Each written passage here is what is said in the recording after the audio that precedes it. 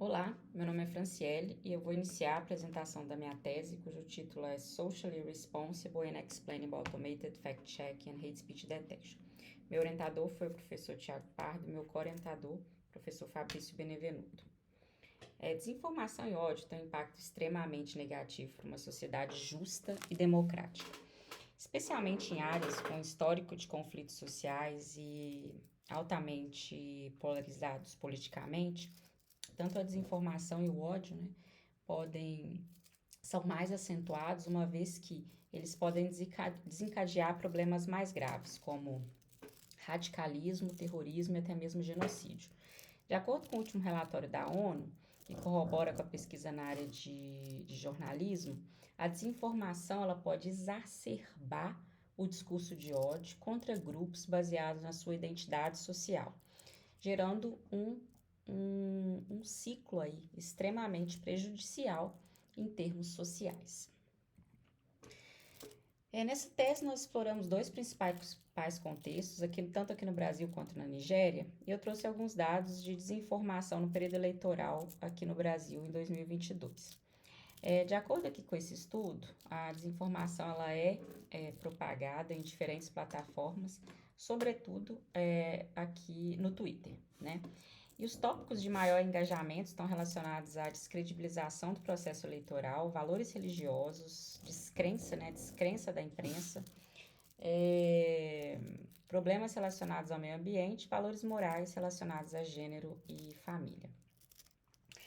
Eu trouxe também um outro dado bastante relevante sobre esse instituto, muito conhecido internacionalmente, que eles fizeram várias perguntas em diferentes países em volta do mundo relacionadas à desinformação.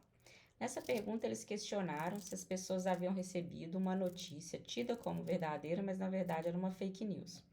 Como vocês podem ver, o Brasil está no topo da lista, ou seja, a desinformação ela é extremamente bem sucedida aqui no Brasil, então as pessoas estão totalmente vulneráveis a esse tipo de problema. Eu trouxe também dados sobre denúncias de discurso de ódio no período eleitoral de 2018.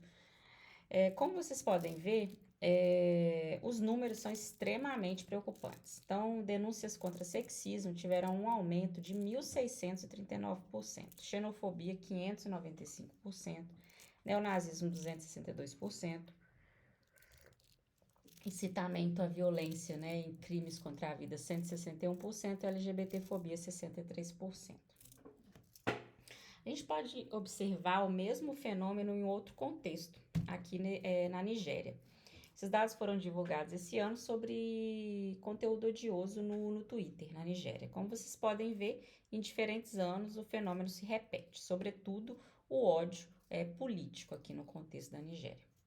Então, certificado aí a relevância, né, a importância de se trabalhar com tópicos como discurso de ódio, checagem de fatos, considerando que, né,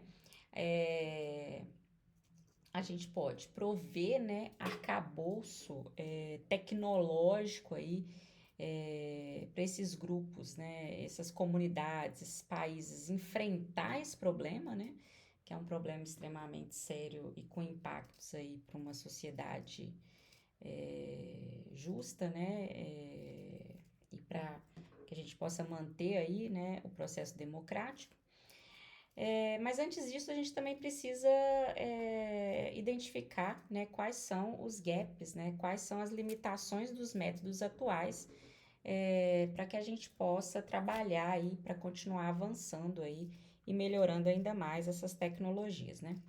Mas antes disso, eu me fiz duas principais perguntas. A primeira pergunta que eu me fiz foi: o avanço tecnológico e científico no qual a gente está trabalhando está beneficiando quem? Está beneficiando uma minoria historicamente privilegiada, que detém de tecnologias de ponta e que detém de capital político, social e econômico? Ou eu vou desenvolver tecnologia e ciência para um grupo majoritário, historicamente desprivilegiado e que está totalmente vulnerável a esse tipo de problema, uma vez que a ciência e tecnologia para esses grupos estão menos desenvolvidos, porque não tem recursos necessários para enfrentar esse problema. A segunda pergunta que eu me fiz foi: Deveríamos desenvolver tecnologia utilizando inteligência artificial, que tem aí um poder imensurável, né, tanto em termos de benefícios ou malefícios. Deveríamos desenvolver tecnologia utilizando inteligência artificial com escassa consideração aos impactos negativos sociais que essas tecnologias podem ter? Então, depois de fazer essas duas perguntas, nós chegamos em dois gaps principais, dois gaps de pesquisa, duas limitações aí dos métodos atuais, né? Então, o primeiro gap é que os recursos e métodos e modelos que são desenvolvidos para detecção de discurso de ódio e checagem de fatos são predominantemente desenvolvidos para o inglês. E aí você pode gerar uma série de problemas, né? Um deles é você aumenta a desigualdade, né, entre os recursos e o avanço tecnológico entre essas línguas com mais recursos e essas línguas com menos recursos. Você pode também gerar um apagamento cultural, né? Uma vez que a mensagem que você passa é que essas outras culturas, essas outras identidades não são relevantes, né? E também, considerando que você tanto a tarefa de discurso de ódio e checagem de fatos são altamente dependentes do contexto cultural, né? Esses modelos treinados sobre dados para o inglês falham, né, em realisticamente identificar aí discurso de ódio e fake news em diferentes contextos, em outros contextos, que não sejam um contexto falado pelo inglês, né?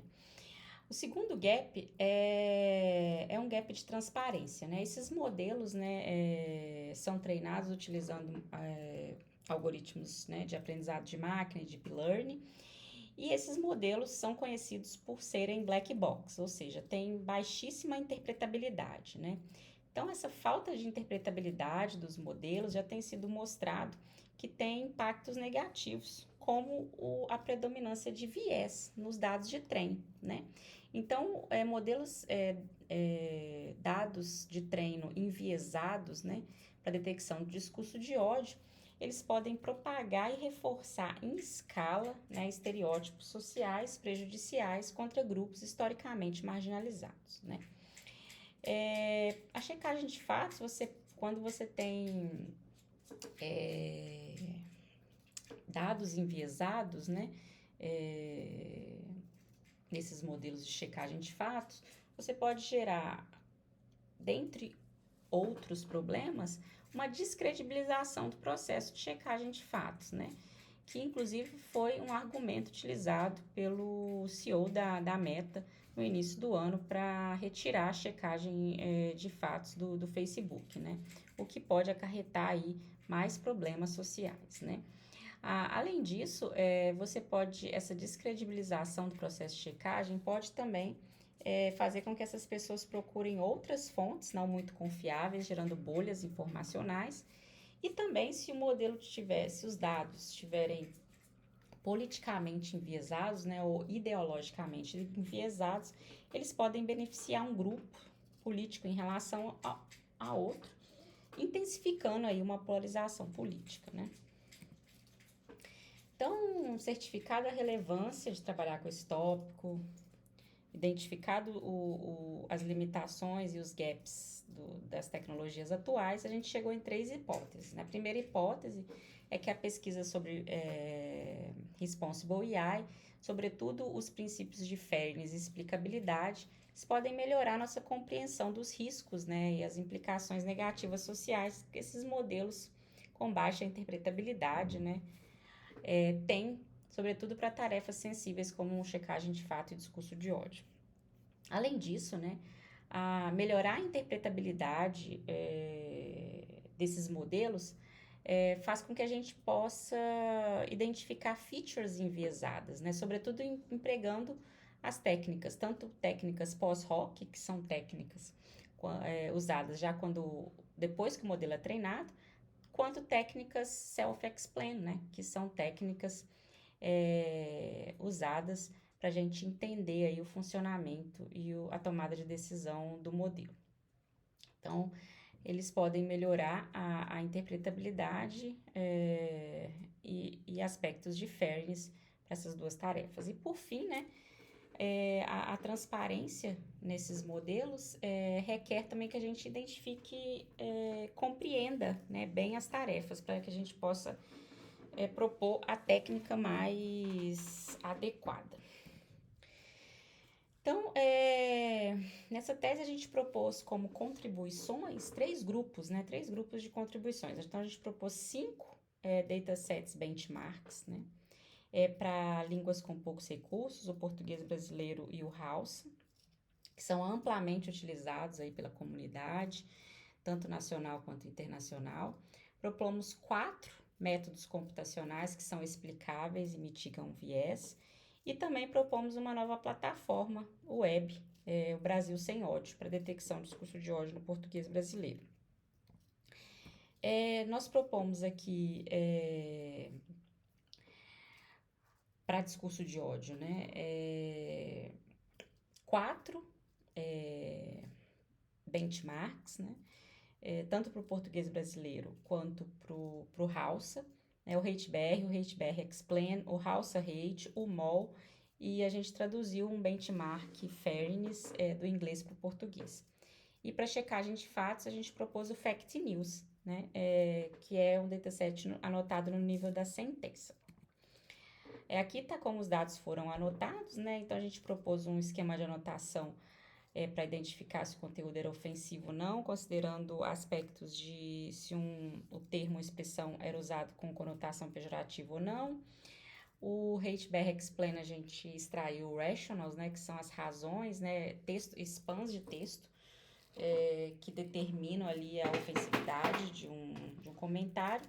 Esse léxico, né, o MOL, a gente pegou esses rationals, né, e esses spans e a gente anotou aí se ele era independente ou dependente de contexto. E aqui um exemplo do Crow Pairs BR, né, que é o dataset Fairness, que tem estereótipos e contra-estereótipos. Aqui é o Fact News, a gente propôs um novo esquema de anotação. Basicamente, a gente identifica se um conteúdo é parcial, foi apresentado de forma parcial ou imparcial. Quando ele foi apresentado de forma parcial, a gente identifica o tipo de media bias que tinha ali na notícia, né? Que pode ser sensacionalismo, emocionalismo, ou quando o jornalismo apresenta uma opinião sem um fato. A gente identificou 12 diferentes tipos de media bias, né? Nós propomos três métodos explicáveis para detecção de discurso de ódio, o B+MOL, o SSA e o SRA. O B+MOL é uma bag of words contextualizada com feature saliência, né, que a gente salienta aí as features utilizando esses termos do léxico, né, e dá um coeficiente diferente se ele for dependente de contexto ou independente de contexto. A gente usou também o SSA, é uma estratégia contrafactual de explicação, né? Então, a gente usa tuplas contendo estereótipos e contra-estereótipos e verifica se o classificador classifica de formas diferentes ou da mesma forma o estereótipo e contra-estereótipo. Então, quando ele identifica de forma diferente, é um sintoma de viés, né? Quando identifica da mesma forma, é computado como sem viés, né? E o Supervisor Rational Attention é um método, é uma extensão do B+MOL, só que para modelos de transforms, né? A gente pega esses rationals e salienta o modelo, na verdade a gente incorpora eles no modelo utilizando o attention, né? O attention supervisionado. A gente propôs para checagem de fatos o CELFAR, que é um modelo explicável para checagem de fatos, que cobre o full pipeline de checagem de fatos, e a gente utilizou estratégias pós-hoc de explicação, usando Lime, Chap e prompts aí para explicar os dois modelos, tanto de extração de fatos quanto de verificação de veracidade. Aqui é o sistema, o Brasil Sem Ódio, é uma plataforma que está disponível online, aí todo mundo pode usar. Basicamente, a pessoa pode inserir aí, né, tanto um comentário, né, como um conjunto de comentários, né, nessa plataforma. E aí o sistema vai dar um score de ofensividade aí pro comentário e também ele dá explicações, aí uma confiabilidade da predição, ele dá também explicações se o comentário ele é altamente ofensivo, moderadamente ofensivo, ou levemente ofensivo, né? E para computar isso, a gente propôs um algoritmo baseado em regras, né? Que é um modelo self-explain, para computar aí essas categorias de ofensividade, né? Aí aqui eu trouxe os resultados. Então, a gente avaliou o modelo tanto em ganho de performance, tanto em ganho de interpretabilidade. Então, o B+mol, né, a gente avaliou modelos clássicos de machine learning, e para esses modelos clássicos, o nosso modelo superou, né? E também superou o Transforms, o BERT multilingual, e teve uma performance igual do FastText Unigrama.